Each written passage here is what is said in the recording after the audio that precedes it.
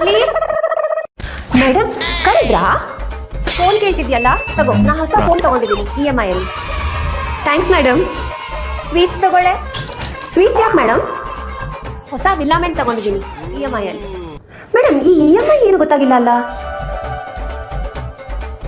ಅದೆಲ್ಲ ಹೇಳಿದ್ರೆ ನಿಮ್ಗೆ ಅರ್ಥ ಆಗುತ್ತಾ?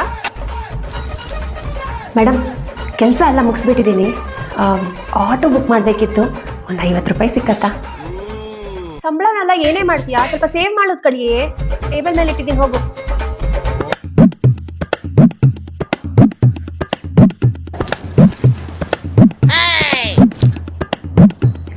ಯಾಕೆ ಮೇಡಮ್, ಏನಾಯ್ತು ನಿಮ್ಗೆ? ಮಲ್ಲಿ, ಅರ್ಜೆಂಟಾಗಿ 1 ಲಕ್ಷ ರೂಪಾಯಿ ಬೇಕಿತ್ತು ಕಣೆ EMI ಕಟ್ಟೋದಕ್ಕೆ.